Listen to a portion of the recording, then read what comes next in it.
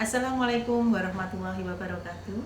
Perkenalkan, nama saya Ina Sulanti, SPD MPD, selaku Kepala SLB Negeri Joyonegoro Kabupaten Temanggung.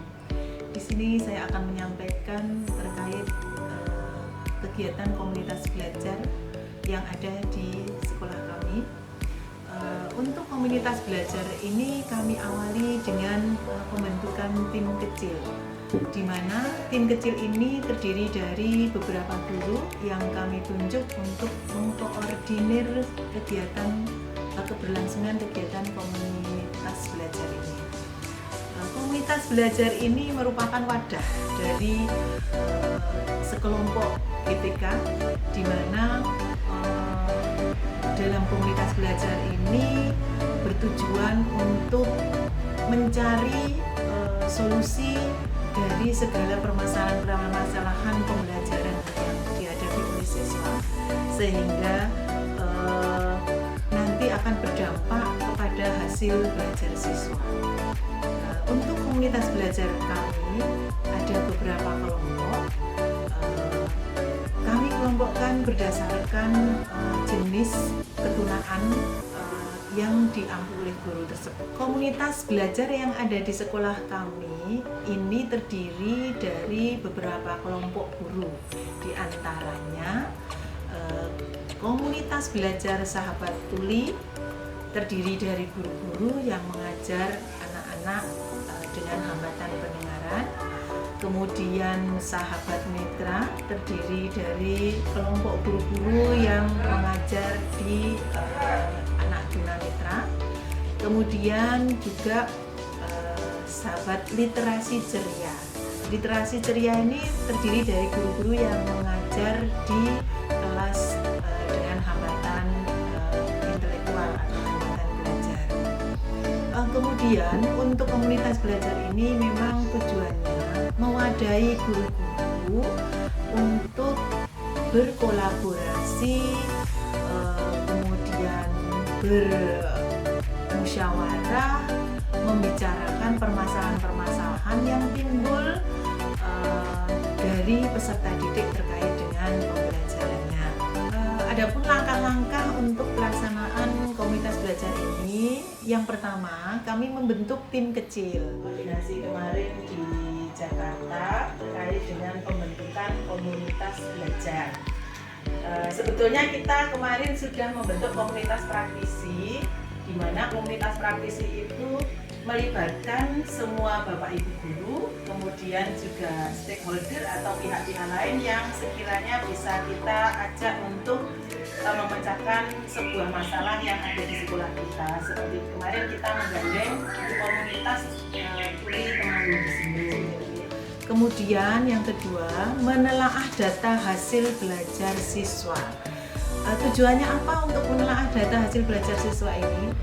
Tujuannya untuk masalah-masalah ini untuk kita angkat, kita carikan solusi, kemudian untuk setelah mendapatkan solusinya untuk kita implementasikan, sehingga saat implementasi ini memang benar-benar kita mengimplementasikan solusi apa yang tepat untuk memecahkan masalah yang sudah diangkat tadi.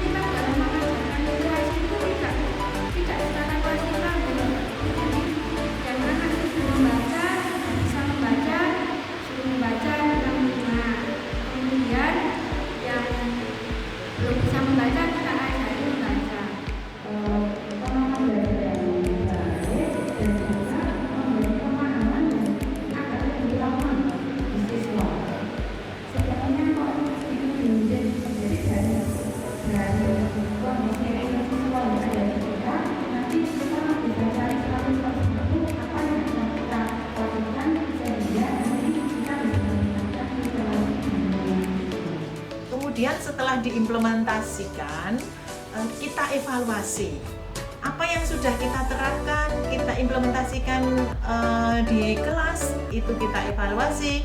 Bila hasilnya itu sudah meningkat, hasil belajar siswa meningkat, kemudian ada progres peningkatan yang signifikan, itu untuk komunitas belajar di bulan kedepannya bisa beralih ke topik atau permasalahan yang lain.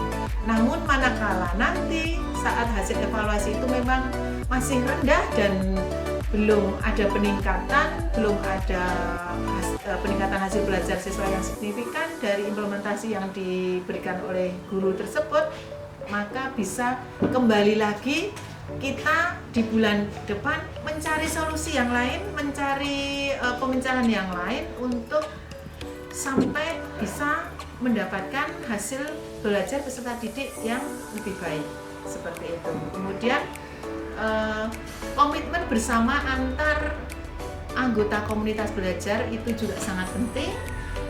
Kemudian juga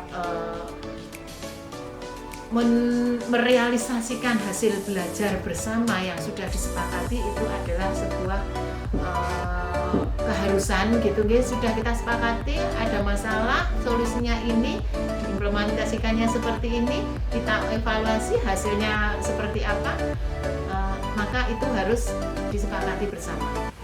Kemudian untuk siklus tadi kita melaksanakan dengan siklus refleksi awal, perencanaan, kemudian implementasi dan evaluasi. Itu sudah kita terapkan. Sehingga mudah-mudahan dengan apa yang sudah dilakukan oleh Bapak Ibu guru yang menjadi anggota komunitas belajar, harapan kedepannya hasil belajar siswa akan meningkat. Demikian yang bisa kami sampaikan. Terima kasih atas perhatiannya. Wassalamualaikum warahmatullahi wabarakatuh.